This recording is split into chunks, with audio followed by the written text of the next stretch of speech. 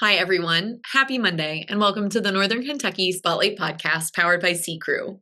I'm your host, Sarah Brookbank, and I am so glad to be back from holiday break. Today on the podcast, we are joined by Jordan Huizenga and Kerry Brown of Beech Parenting Center and Joe Klare of the Catalytic Fund. Thank you to our podcast sponsor, CKREU, Google and Amazon advertising experts. And I won't keep you guys for very long, so let's go hear from our sponsor, meet our members of the week, and I'll be back with this week's guests. Ranking on Google Search and Maps is easy to understand, but hard to do.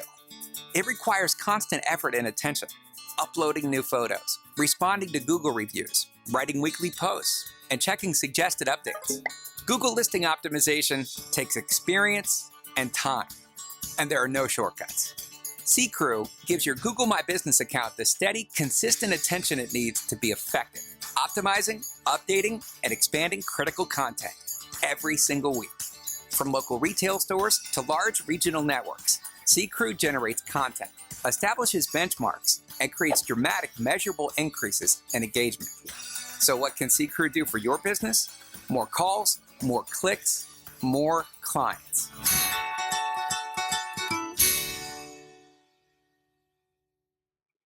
Congratulations to our members of the week. You can learn more about these businesses by following the Northern Kentucky Chamber on social media, where we highlight one of these businesses each day. Now, let's meet our members of the week. NKY is a trusted managed IT service provider serving businesses across the Northern Kentucky and Greater Cincinnati community since 1996. HR Elements is a Cincinnati, Northern Kentucky-based human resources consulting firm that partners with organizations to build strong, compliant, and people-centered workplaces. Flagship Communities Real Estate Investment Trust is a leading operator of affordable residential manufactured housing communities, primarily serving working families seeking homeownership. Nestled in the heart of Bellevue, Hue Aesthetics Bellevue specializes in anti-aging by providing the highest quality cosmetic and aesthetic injectables. Ready Up Mobile Gaming is a mobile video game trailer that brings the entertainment right to your event. Sanctuary Social has created a place where friends, families, and neighbors can gather to share great meals, memorable drinks, and meaningful experiences. United Way of Greater Cincinnati provides both immediate relief and long-term solutions to our community's most pressing issues. The Kentucky Symphony Orchestra was founded in 1992 and has entertained, educated, and enriched Northern Kentucky residents with its variety of engaging and affordable offerings. Hi, everyone. Today on the podcast, I am joined by our friends at Beech Parenting Center. Welcome to the podcast. I'm going to have you guys both introduce yourselves for our listeners. Sure. I'm Jordan Huizenga. I'm the Vice President of Development at Beech Acres. Been there about 3 years, been in the human services, social services sector for my entire career. It's a really wonderful agency and a wonderful place. I'm excited to talk about it today. Great. My name is Kerry Brown. I am a senior parenting specialist and also a content and curriculum development manager for all things parenting, essentially. Yeah. So you guys work with parents all day, all the time. You guys work with children. Beech Acres is the largest foster care agency in Hamilton County, but that's not all that you guys do. Tell us a little bit about this breadth of services you offer. Yeah, so Beech Acres has been in this region for now over 176 years. And so we started out generations ago as an orphanage, and that's really how we kind of transitioned originally back in, the 70s to foster care. And so still foster care and supporting foster kids, supporting foster parents, and foster families is a big part of what we do. But yeah, we've continued to really grow and respond to needs of kids who are experiencing significant trauma, kids who are experiencing significant crisis in their lives. And so as a large foster care agency, we always recognize and believe that critical adults in a child's life are really the most important way to impact their success. And so we've expanded our services and our suite of programs really to supporting administrators and teachers and coaches and mentors, supporting parents and families of all types. So certainly foster families, but we do an enormous amount of kinship family support as well. And that's a very important part of really how we support all kids and all families in the region. So we're certainly expanding and really doing a lot in the mental health space as well, because we know that parenting is really, really hard.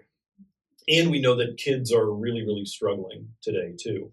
And so moved into the mental health space, and we're continuing to expand in that world. We're one of the largest providers of school-based mental health services.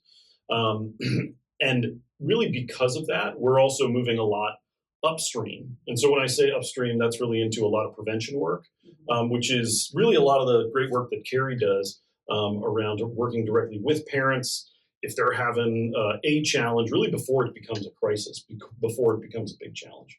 Yeah, and Kerry, touch on a little bit, like you said, you are working a lot with parents. Tell us a little bit about the stuff that you're doing. Yeah, correct. So he said earlier we have a wide range of families we work with. So we started recognizing that every family, every parent experiences some challenges or struggles along the way, no matter your means, no matter your background. So we provide one-on-one parent coaching, and we also provide workshops for schools, community events. We've done one for the Reds, different places that can provide like a parenting workshop to a group of parents. We also have started a podcast as well. You can come join me on that sometime. And we've had starting a new app as well, a parenting app that parents can access information. Because like Jordan said, we've been around for 176 years, but we stay current with research and science-backed information about the parenting landscape because it continually changes. And so it's supporting parents where they are. Because a lot of times in the past, it was go to your parents, your grandparents, and there's so much more that parents are dealing with today that grandparents have no idea how to handle. Yeah, cell phones alone. Right. Yeah. Exactly. Yeah. Social media, the pace of change now is, talking to my parents about how to help my young kids is like, they don't know. Yeah. Right. And the amount of information you can get online, but you also get a lot of shaming online too. So you Google, my kid won't go to bed, and you're going to get 7,000 responses, whereas we use like a natural strength parenting approach, which is helping the parents focus on what their goals and values are, bring their strengths into it, and help them figure out strategies that work for them versus like what the internet might have to say. It might have 25 different answers. Right. So you guys are providing so many different resources for families, for children, for the people in these children's lives. One of the things you guys say, thriving children means that we're going to have a thriving community. Tell us the kind of things that go into like having thriving children in our community. Yeah, I think that is absolutely a core belief of the agency, right? That one of the best things that we can do to build a strong community and build a strong region is really build thriving kids. And so our theory of change and our model of impact is, again, really working with all of those critical adults around a child. So when we say that we're working to create thriving kids, we want stable families because we believe that stable families are really the building blocks, and confident families, confident parents are the building blocks of strong communities that really help create an environment where all kids can thrive. So we really want to move kids to well-being, right, to wellness. So we, as a foster care agency, we'll pick up those 2 a.m. phone calls when a child needs to be placed in a foster care home. We'll respond to a mental health crisis, and we'll provide that, crisis treatment. And we don't want to just treat symptoms. We do truly want to move kids and families to stability. We want to move kids to thriving and wellness. And so a lot of that is social emotional development. So we do an enormous amount in our parent coaching and in our social emotional curriculum that is delivered in schools in this region, but also all around the country. Social emotional curriculum that helps kids understand how they can be resilient, helps kids understand their own strengths so they can use their strengths in the pursuit of their goals. It's really a practice that's based on mindfulness, intentionality, and being strength-based. And so when we talk about thriving kids, those are a lot of the goals really that we're working on pouring into the kids in our lives and the kids in our region. But again, really by working with the adults around them. So we train hundreds and hundreds of teachers every year in this mindful, intentional, and strength-based approach. We train thousands and thousands of parents and families every year in this mindful, intentional, strength-based approach. Yeah, that sounds so vital. Like we said, so many things are changing, so many different things are happening in kids' lives. How can adults support the children in their lives? How can they do that better? Obviously, this mindfulness. What else is there that parents and caregivers need to know? Yeah, so, I mean, the first step is there's no perfect parenting. But like he said earlier, having one safe, healthy adult in a child's life is a strengthening factor, a mitigating factor for adversity. Like any kind of adversity a child might experience throughout their life, if they have one caring, safe adult, then that helps to create that resiliency and that ability to provide a thriving child, a thriving community as well. So that's why we say for parenting, it's stepping back and getting clear on, I help parents understand expectations for their kids. But a lot of parents will come to me and say, I came here for you to fix my kid, but now I realize I need to change myself. Just being aware of how they're showing up, getting clear on what's important to them in the first place. But, because a lot of times we're just winging it. And then your kids ask you, can I have a cell phone? And you're like, I don't know. When? When do we do that? Right. When is that okay? I wish it was like a driver's license. Yeah, right. Where you take a test. Are you ready? Are you really ready? Right. You had to go in and apply and do it. And there was an age. There's a class. Yeah. Yes. Which is so funny because back when I was a teenager and cell phones were starting to be, I didn't get one until I started driving. And that was the same for all of my friends back in the aughts. But that was, over a decade ago. Right. And even my older children, I swore it wouldn't be till high school. And then they were walking to and from school and called me from the school office and leave voicemails and say, can I go to John's house? Thanks, bye. And I'm like, did you go there? Where are you? So for safety, I had to get him a phone because there's no pay phones. So many different changes. And that's again, that ever-changing landscape. I want to build confidence in parents, help them become a calm parent and connected with their child. Because if you have a good connection with your child, you have a lot of cooperation. So.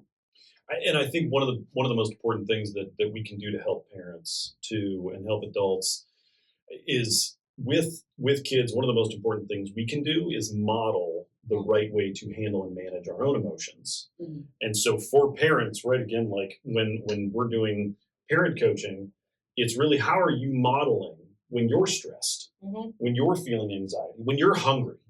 Right? Because my kids are hungry and they're mad. And it's maybe when I was hungry, I was mad.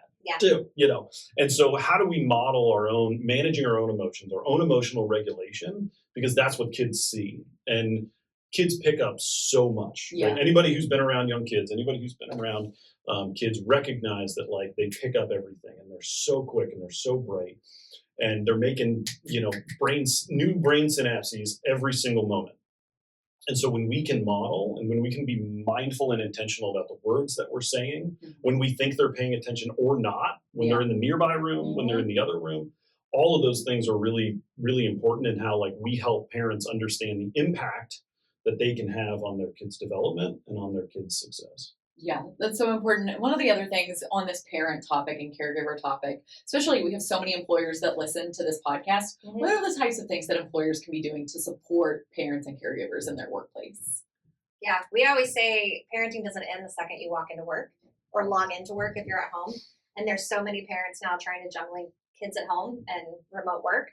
So we actually work with a lot of companies where we are an employee benefit, a resource that they provide. So some of them provide free coaching, parent coaching.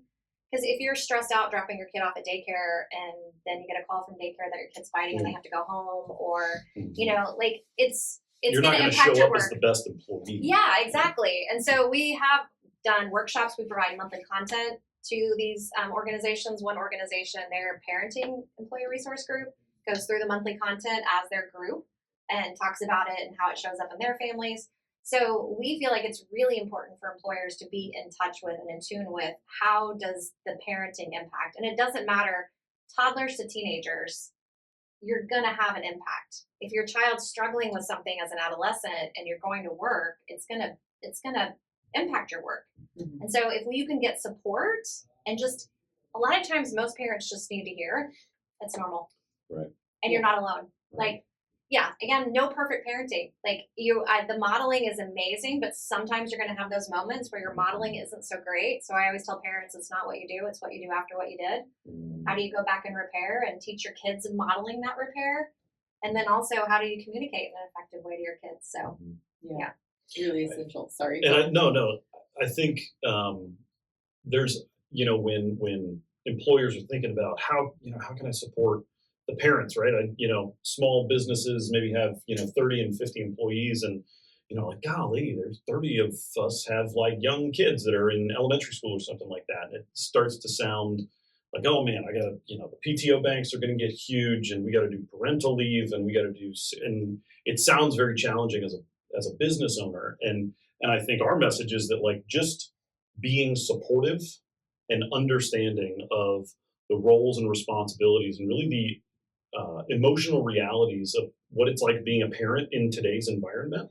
Even doing that as an employer, and working with Beech Acres, we love to work with employers so they can just provide that mindful support to their employees. It certainly there is a bunch of different ways to support parents at your company, and whether it's long parental leave or whatever that looks like. Flexible schedules. Like there's to work later after the kids go to bed. Yeah, because they're actually great employees. Absolutely. It's just like they're trying to manage a lot, and supporting them as a parent is going to support them as an employee. Yeah. And so for organizations that have maybe heard this and say, I want to better support my employees who are parents, how do they get in touch with Beech Acres? What's the best way about going to doing that? So the easiest thing is probably just our website, so beechacres.org. And so we've got some great contact forms on there for employers, for individuals, just to reach out directly to us about some of that parenting support. So that's certainly probably the easiest way, is just going to our website. Yeah. And Beech spelled like a tree. There you go. Yeah. Beech Acres, if you cannot see Jordan's shirt, if you are one of our audio listeners, BEECH. That's right. But you guys, it has been so great to have you on. Before I let you go, is there anything else that you think our members need to know about Beech Acres and the work that you guys are doing in the community? I think, I reflect on just the wonder of this community as a whole. I think there's a lot of wonderful organizations that are doing amazing work here in Northern Kentucky and Greater Cincinnati. And Beech Acres, I don't think would be able to do the work without the community that supports us. And so we're always looking for partners. We're always looking for volunteers. Those sorts of things are great opportunities. There's a lot of great organizations doing wonderful work. And so we're just so grateful for this giving, caring, philanthropic community that wants to be great parents and wants to be great employers and wants to help and see our community grow and be better. That's what we want at Beech Acres. And so we just love being here and working with those kind of partners. Yeah. Anything else on your end? No, I think mostly overall, I think this community is amazing, that Northern Kentucky, Cincinnati community, and how everyone works together to provide what families need and want to be there and support families through this long journey, because parenting never ends. Yeah. No, it does not. Like I said before we started, I call my mom every single day, and I'm in my 30s. So there you go. That's it. Well, thank you both so much for joining the podcast. It's great to have you guys on. Thank you so much for having us. It was great. Hi, everyone. Today on the podcast, I am joined by Joe Klare of the Catalytic Fund. Joe, welcome to the podcast. Yeah, thanks for having me. It is great to have you on. The Catalytic Fund, you guys do so much work along our river cities. Tell us about the stuff that you guys are doing in our community. So we focus as an organization on construction financing, trying to transform some of our liabilities, some vacant buildings, underutilized buildings, into some of our best assets for the Northern Kentucky region. So we are a not-for-profit real estate investment fund, which can seem a bit of an oxymoron in some ways, but what we do is we try to invest in ways that give us a double bottom line. Investments that have a return on the capital we invest so that we can keep our lights on, significantly below market typically, but also some return to the community, high community impacts. And so we look for projects that can either provide high quality housing to individuals or families, places to work, places to recreate, places to stay, and like Hotel Covington, or places to do business or go out and experience your community. And we also do work with a lot of nonprofits to help build community facilities that better serve our region as well. Yeah, you guys are all over the place. You mentioned Hotel Covington, which is obviously a staple. And for our viewers and listeners who were at annual dinner earlier this year, got a little bit of a spiel about Jean Shore, your guys' president and CEO. She was given an award. It really highlights the work that you guys have done, revitalizing the community, kind of building up those spaces. Tell us a little bit about 2025 and some of those projects you guys were working on. Yeah, 2025 marked probably one of our most successful, or probably is our most successful year we've had, with two of our biggest openings to date. The first really large one, obviously, is the one NKY Center, bringing a lot of the Northern Kentucky growth organizations together in Covington. That is not a Catalytic fund investment. A lot of our work actually functions as consulting services to projects to help move them across the finish line. So Gene, especially our CEO, had a big hand in helping to get the One NKY Center financed and get it out of the ground and out of people's heads and off of paper into reality. So that one opening earlier this summer, with the official opening in September, was a really big deal. Not long after that, we had a project that was both a consulting project for the Catalytic Fund as well as an investment, is the Spark House project on Madison Avenue in Covington. If you're not familiar with that, that's kind of the hub of high growth business in Northern Kentucky and hopefully soon all of Greater Cincinnati. But Yes. We really view that as one of our crown jewel projects as well, because of the impact it has not just on the business community, but on the community at large. You can have an idea and bring it to reality and be surrounded by resources, great facilities, and great investment opportunities there as well. Something that we didn't have a really strong footprint of in Northern Kentucky. Yeah, and that Spark House space, I walk by it all the time with my offices down in Covington, and it is gorgeous. You guys are really, it's not like you guys go in and do a project and you just slap your name on it. You guys are really building beautiful work, doing great things in the community.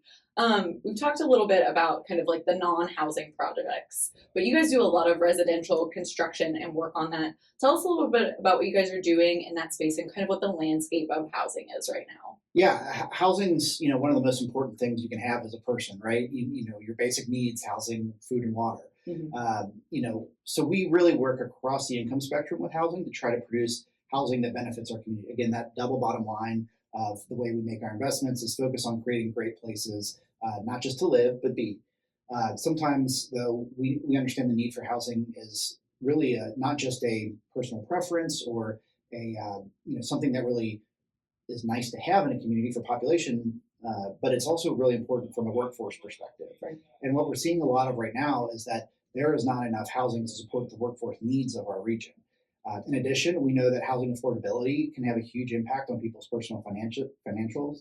And, as families grow older, they maybe need a home they can downsize into, new households form and are looking for starter homes. And our lower income residents of the region who are working still often can't afford to find a reasonable place to live near their workplace. And so we are really focused on trying to find ways to support more housing development in our region.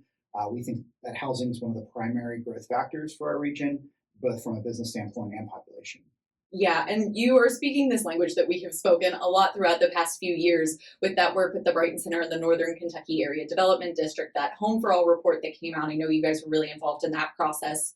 One of the things that came out and really rose to the top line of those conversations that 90 plus partner organizations were having across the year was the idea of a housing fund.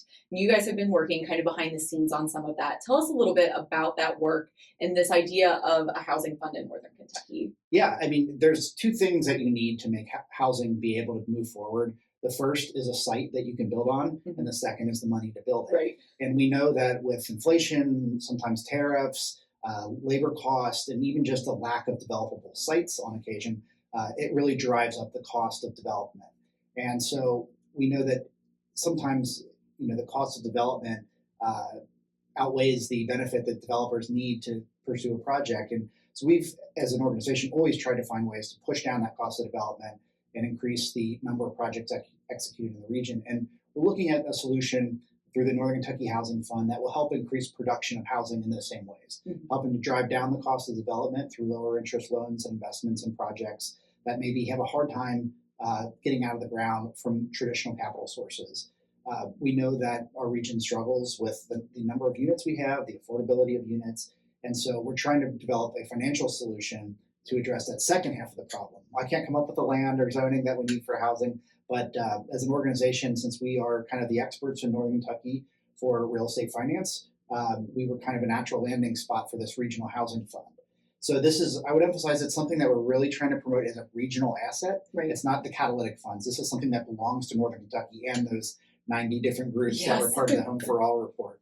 And the goal is to try to put together something that can stand on its own, that is a permanent resource for Northern Kentucky, not just a place where money is handed out, but where money is lent out and recycled and becomes something that can over time grow to meet the needs of the region's housing developers, the people living in the housing, and our workforce community, workforce development communities. They try to bring more employees online to support the development of our business community.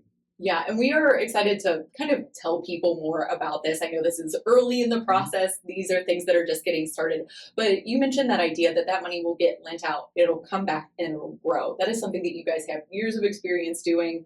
So we're really excited to learn more about that. When you think about what a fund could accomplish in Northern Kentucky, you kind of mentioned some top level things. What other sorts of things do you think that this could really help with in our region? Well, we have that shortage identified in the Area Development District study of over 6,000 units in Boone, Kenton, and Campbell County alone. Other sources of data have identified even higher numbers. The Kentucky Housing Corporation study said that there's over, I think, 18,000 people that lack the appropriate housing for whether it's their finances, their family size, or things like that. So we know that there is a big housing need. So first and foremost, we want to put units into the market. That is our goal, first and foremost. But any income category, we know that there is a supply and demand component of the housing problem. The more housing supply we have, the more pricing will go down. We also know that there has been a lack of affordable housing investment across our region from the state of Kentucky, and not from the state itself, but throughout the state of Kentucky. We have received less of our probable share that we deserve than we, over the past few years, we just haven't received those dollars that come up out of Frankfurt. And that's through no fault of Frankfurt. It's simply under the program guidelines, we just have not had the right projects for that. A large part of that is that they need a local housing fund to help provide very low interest housing dollars to those deals. This fund will help provide those dollars. So it might seem kind of crazy to think that a developer would get a 1% interest loan to help develop housing. But in the case of those affordable housing projects, that's the only way to move them forward and build some more units in our region that help address those people maybe making only $35,000 to $40,000 a year. Those are working households. They're important parts of our workforce. Those are our healthcare workers, our teachers, our firefighters. These are people that are the backbone of our community and often can't find a good place to live. And so we're trying to both develop the tool to build the units, but also the tool to attract the other financing to our region. Yeah, and one quick clarification, just for me. So you mentioned it's partially because Northern Kentucky doesn't have like an entity that functions this way. Is this something that other regions in Kentucky have? Is this like, does Louisville have one? Does Lexington have one? I'm thinking about our bigger competitors and not competitors, but cities in the state. Yeah, and I would say not just in the state of Kentucky, but around the country. We are obviously a very different region than Lexington and Louisville. Right. We don't have a merged city-county government. Mm-hmm. We do not have one large county or one large city that encompasses a lot of our population and that draws a lot of our tax dollars in that could be redistributed out for these types of projects. So we are a little different in that we are trying to do this from a solely private sector organizational standpoint. We are not trying to ask the city or county governments to do this on our behalf, which is how they are organized in most communities. In Lexington and Louisville, the county governments fund their housing fund so that those dollars are coming from tax dollars. In Cincinnati, there's a little bit different structure where the city and county government, along with some private sector companies and philanthropic foundations, have supported a housing fund at Greater Cincinnati, the Cincinnati Development Fund. Mm-hmm. And we're sort of modeling what they've done and been very successful with as a model for Northern Kentucky and be a kind of a private sector organized repository for all sorts of resources. So we're hopeful to have state dollars, potentially local and county government dollars if those are available, private sector companies that want to invest in the housing issue, foundations, and even individuals. If somebody wants to, write a check to help support because they believe that housing is really important to the community, there would be an opportunity for them to invest. Yeah. And that's a beautiful segue. So for people that are interested in learning more, businesses, community organizations, just individuals in the community, what do they need to know? How can they get involved? How can they support you guys in this work? Well, there's going to be a few different avenues. So what the housing fund needs is kind of three-pronged. So this housing fund will be set up to offer very low interest loans to housing development. So first and foremost, we need loan capital. That will often come in the form of very low interest loans or grants to the housing fund. We also need to be able to operate that fund. And so we do have to raise some operating capital for the fund. That'll be dollars to pay for salaries, for compliance, for office space, because again, a 1% interest loan or lower does not really provide a lot of operating overhead. Right. There's not a lot of return on those loans, even though they're really necessary to move these projects forward. The third is really the political capital. We need resources, both financial and political, and that we need places to build. We need people to say yes to housing in their communities, whether that is a subdivision development, building single-family homes, a high-end apartment or condo building in an urban location, or a suburban apartment complex. We need to say yes to that in our communities, and we need to ask our political leaders to both say yes to that and support the types of investments needed in housing, both from a financial and political standpoint. So I would say those three prongs of operating dollars, capital for investment, and then the political support are really going to drive a lot of the success of this fund. Yeah, well, we are very excited to see how this goes, learn more about this in the year as you guys continue to develop this. As you guys are looking forward to 2026, what's on the horizon for the Catalytic Fund? Well, we are continuing to operate business as normal, which is to say we are going to continue to push development forward in the urban communities of Northern Kentucky. But we're also really excited to announce that we actually are expanding the footprint that we invest in to go farther south into all of Boone, Kenton, and Campbell counties. Mm-hmm. We know that there are strong projects in every part of the county, and we are going to continue to work using our Main Street development strategy and trying to create strong downtowns, strong business districts, and communities throughout our region. We were originally founded for those urban River City neighborhoods where there had been a lot of disinvestment, but we've seen over the years through working with our local county governments and some of our private development partners that this is not a problem that just happens on the riverfront or in downtown Covington or downtown Newport. There's tough development problems to solve in Burlington and Florence and Taylor Mill and in Alexandria. So we want to be able to offer our resources as a nonprofit community development partner to those communities and developers working there. So we're really excited about that.